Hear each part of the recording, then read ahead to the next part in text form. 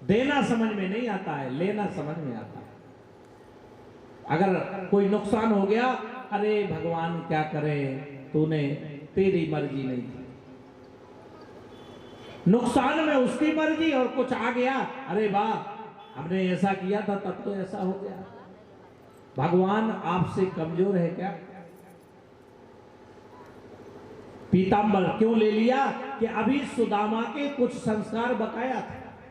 जब तक भगवान ने अपने एक मुट्ठी के बदले 2 मुट्ठी ले नहीं लिया, तब तक भगवान ने भी मदद नहीं की। भाइयों बहनों माताओं ध्यान देना, जब तक आप उसका हिस्सा नहीं दोगे तब तक आप भी आगे नहीं बढ़ पाओगे। 10वां भाग ध्यान देना। तन पवित्र सेवा किए, मन पवित्र किए ध्यान, और धन पवित्र से दान से त्रिविधोत कल्याण। अगर 100 रुपए जीवन में कमा रहे हो तो 10 रुपए आपका अधिकार नहीं है। 10 किसका है? किसका? 10 रुपए किसका है? भगवान का। तो यहां से संदेश लेके जाइए कि मैं जीवन में अगर 100 रुपए कमा रहा हूं या कमा रही हूं तो 10 रुपए में भगवान के लिए समर्पित करूंगी या करूंगा। बोली वृंदावन बिहारी लाल की। अगर ऐसा आप करोगे तो जीवन में कभी भी आप दुखी नहीं हो सकते। कहीं देवालय पे जाके किसी गरीब की मदद कर दीजिए, लेकिन ये जीवन में ये नियम होना चाहिए, क्योंकि हमारा फायदा तभी है जो ये कथा सुनने के बाद। बहुत से लोग कहते कथा सुन लोगे कल्याण हो जाएगा, लेकिन मैं कुछ अलग कहता हूं। कथा सुनने से कल्याण नहीं है। जैसे मैंने सुन लिया कि कृष्ण भगवान ने जूठी पत्तल उठाई तो हमारा क्या फायदा हो गया? वो तो कृष्ण भगवान ने उठाई। अच्छा आप लोग बताइए, समझदार हैं, कृष्ण भगवान ने जूठी पत्तल उठाई यज्ञ में, तो आज कृष्ण भगवान का नाम है और हमें तो नहीं उठानी पड़ेगी ना।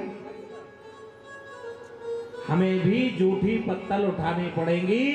हमें भी कहने का मतलब है वैसा कर्म करना पड़ेगा, सुनने से काम नहीं चलेगा।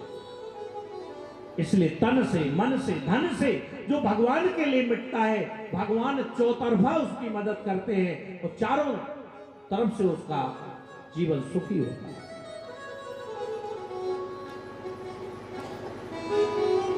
सुदामा जी अपने घर आ रहे हैं।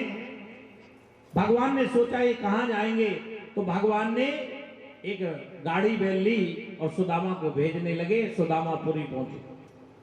वापसी में सुदामापुरी को देखा सुदामा जी ने, और मन में बड़ा आश्चर्य हो रहा है कि जहां सुदामा की झोपड़ी थी वहां पर सुंदर महल खड़ा हुआ है।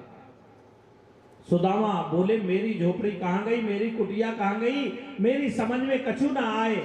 वहां भी 2 दरबान खड़े हैं। दोनों ने सुदामा से पूछा, सुनिए ये कौन सी जगह है, क्योंकि 1 वर्ष बीत गया था। दरबान बोले ये सुदामापुरी है। कहिए महाराज क्या बात है? सुदामापुरी, लेकिन मेरी पुरी का तो कोई मतलब ही नहीं है, क्योंकि वहां तो फूस की झोपड़ी पड़ी हुई थी और मेरे यहां तो कुछ था ही नहीं, ये तो महल खड़ा हुआ है।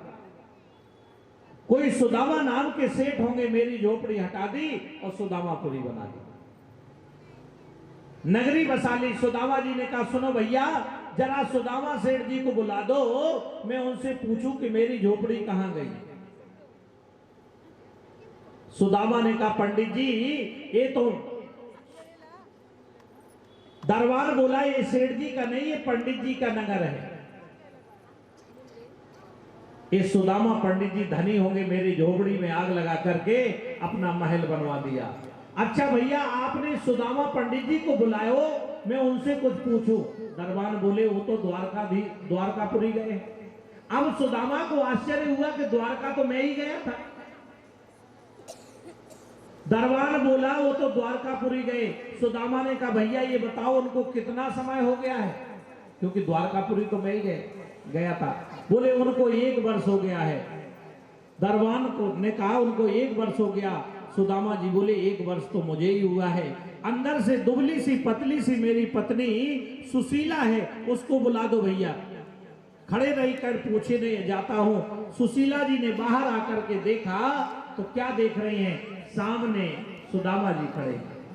सुशीला जी भीतर से निकल कर आई, भगवान की कृपा से थोड़ी मोटी, उनके आगे पीछे 10-5 सेवादार खड़े हुए। सुदामा जी ने दूर से आते हुए देखा सुशीला को, तो वो तो पीछा मुड़ करके भागने लगे, पत्नी को भूल गए। सुशीला बोली, अरे महाराज सुनिए, मैं ही आपकी पत्नी हूं। आप द्वारकाधीश के पास गए थे ना, तो उन्होंने कृपा की है, ये महल उन्हीं की कृपा से हुआ है। सुदामा जी वहीं पर खड़े खड़े रोने लगे, बाहरी प्रभु, मैंने कभी तुझसे धन नहीं मांगा था, मैंने तुझसे कभी परिवार नहीं मांगा था, महल नहीं मांगा था, और आज तूने ये क्या कर दिया। सुदामा बोले, अरे लाला, ये सब वैभव मोह को नहीं चाहिए, क्योंकि जो भक्त होता है वो क्या मांगता है, ध्यान देना, भक्त क्या मांगता है कि विपदौ नैव विपदा संपदौ नैव संपदा विशद विस्मरणं विष्णो संपद नारायण स्मृते। हे प्रभु, मैंने कभी तुझसे धन नहीं मांगा, मेरी कोई चाहत नहीं थी, विपत्ति को विपत्ति नहीं कहते, हम तो 24 घंटे तुम्हारी स्मृति बनी रहे, और यही मेरे जीवन का उद्देश्य था। आप तो कृपा के सागर हैं। प्रभु ने कहा, रोने लगा, बोले ये धन नहीं चाहिए। भगवान कृष्ण वहां पर प्रकट होकर के चतुर्भुजी रूप में सुदामा को दर्शन देते हैं। सुदामा, तू इस धन का उपयोग कर और भगवान का भजन कर, मेरा धन तुझे कभी नहीं व्यापेगा, तुझे ये माया व्यापेगी नहीं। सुदामा जब तक रहे उनको धन से मोह नहीं था, क्योंकि सुशीला के मन में धन की भावना थी, माया की थोड़ी सी अंदर झलक थी, इसलिए भगवान ने उसको दिया। सुदामा जब तक इस संसार में रहे भगवान की भक्ति करते रहे, और अंत में भगवान के धाम को गए। बोले कृष्ण कन्हैया लाल की। भगवान का पूरा परिवार, एक बार की बात है कि कपिल मुनि उनके द्वारका में आए। सांब बालक ने कड़ाही बांधी और विनोद करने लगा। ध्यान देना, कभी संतों के पास अगर आप जा रहे हैं तो संतों से कल्याण की बात पूछिए,